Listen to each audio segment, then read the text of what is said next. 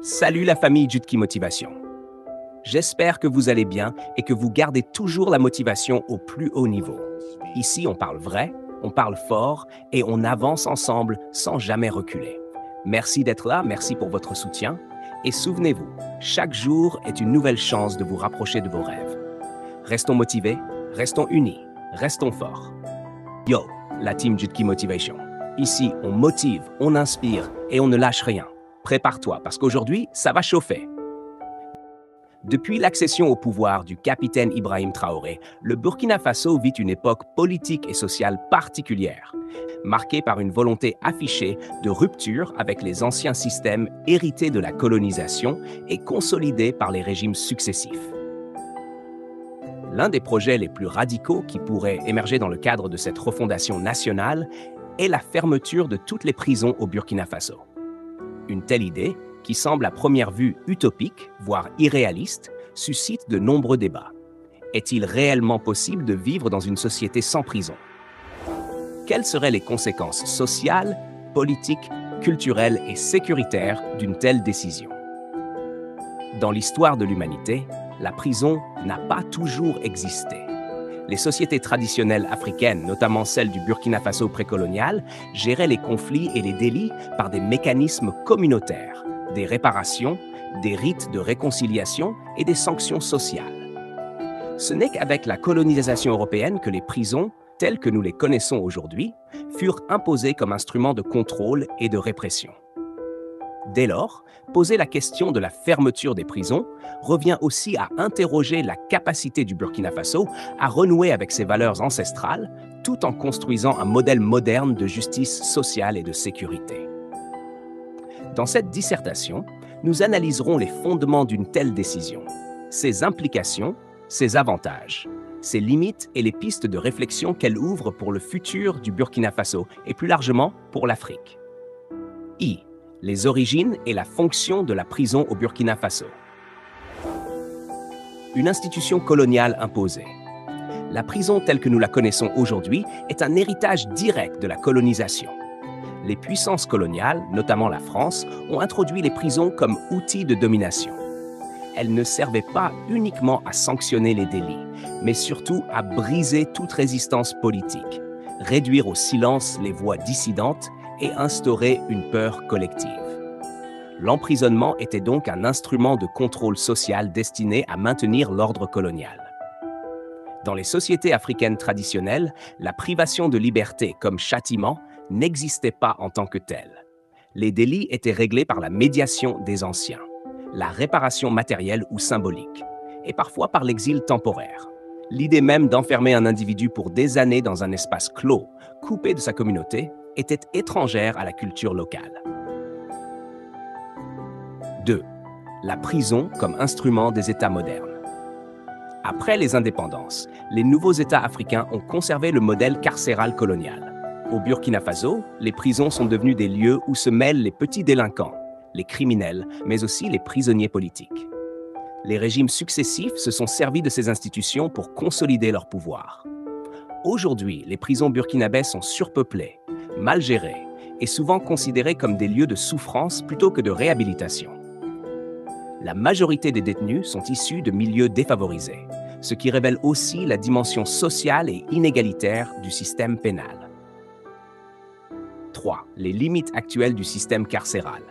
Les prisons du Burkina Faso connaissent plusieurs problèmes. Surpopulation carcérale, plusieurs fois la capacité prévue.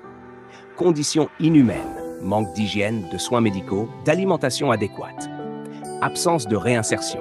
Les prisonniers sortent souvent sans formation ni perspective, ce qui favorise la récidive. Injustice sociale. Les riches échappent plus facilement à l'incarcération par des réseaux de corruption, tandis que les pauvres subissent pleinement la rigueur de la loi.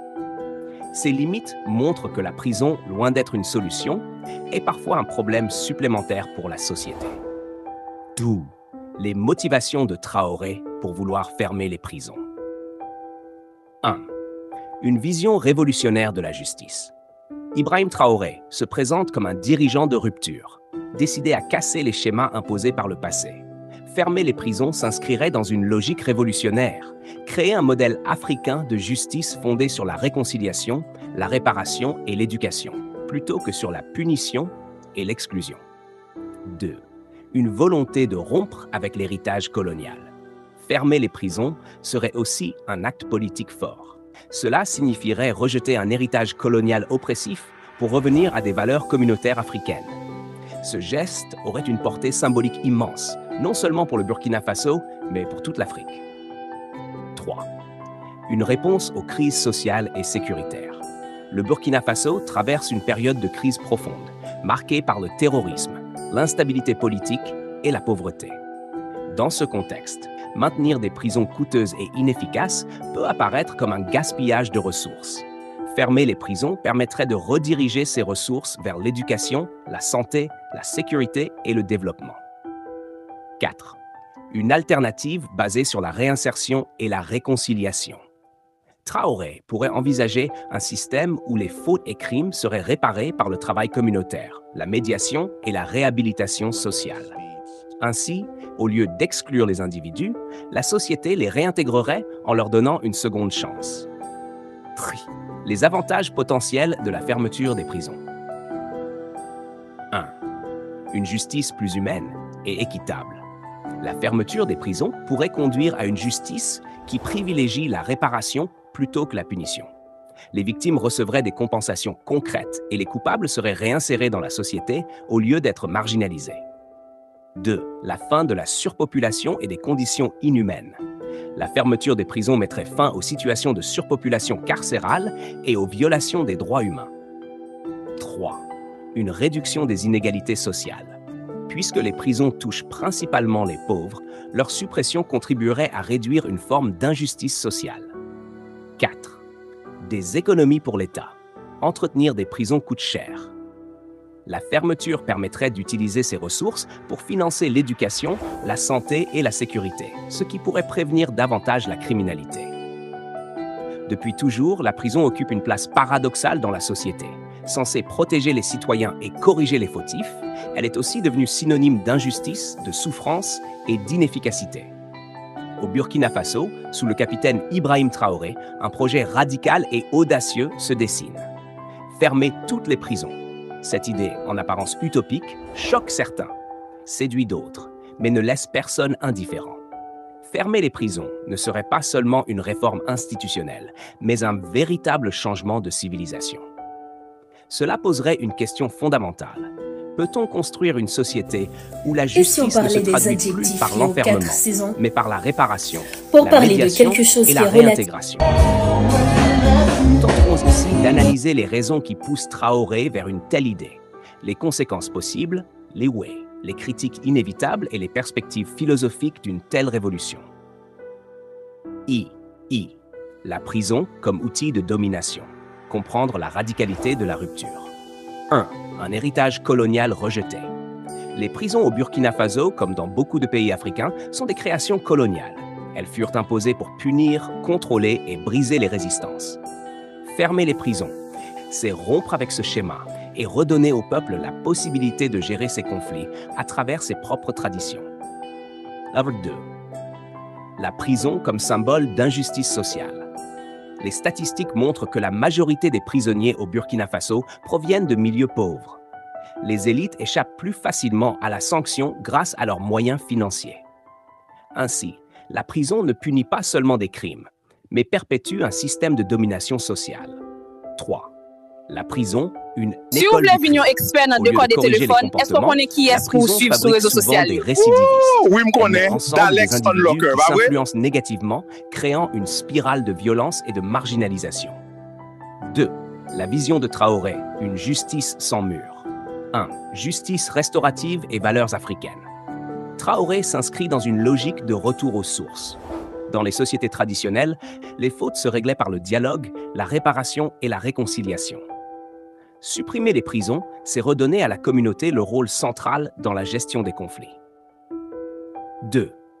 Une justice tournée vers la réparation. Plutôt que de punir en isolant, la société pourrait chercher à réparer le lien social brisé.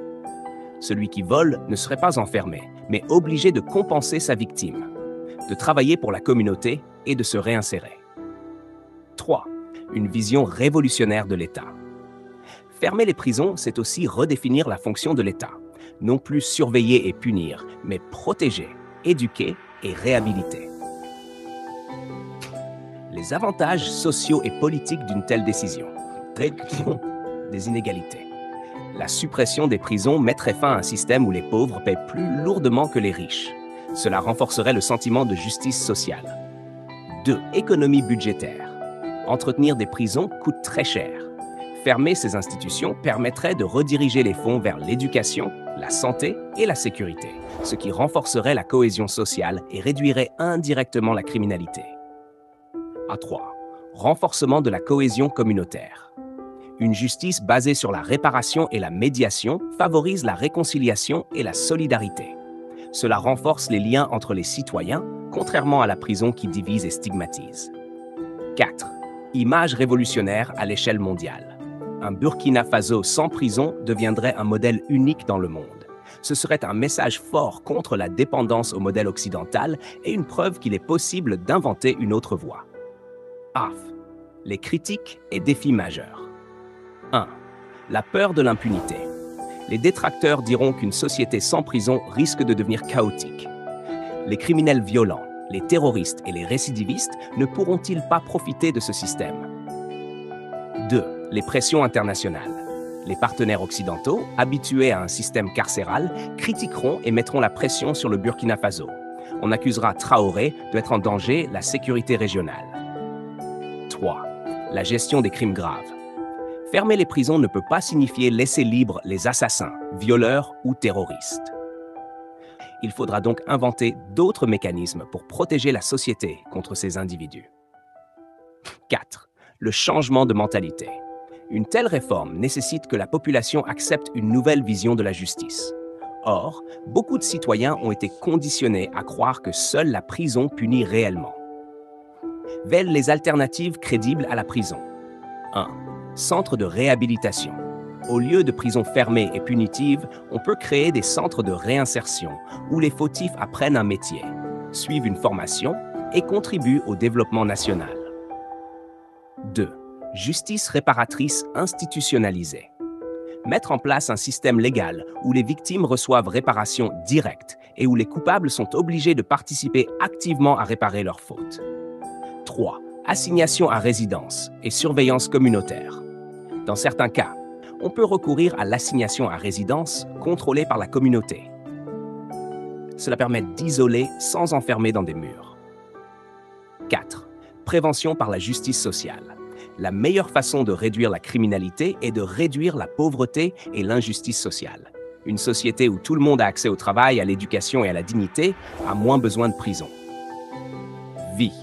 Une révolution philosophique et civilisationnelle. 1. Décoloniser la justice. Fermer les prisons serait un acte de décolonisation. C'est dire au monde, nous n'avons pas besoin de vos modèles punitifs pour gérer nos sociétés. 2. Redonner une dignité aux fautifs. La prison humilie et détruit. Une justice réparatrice redonne à l'individu la possibilité de se reconstruire et de contribuer à la société. 3. Construire une société de confiance. Une société sans prison repose sur la confiance entre ses membres et sur la conviction que chaque citoyen peut être réhabilité. 4.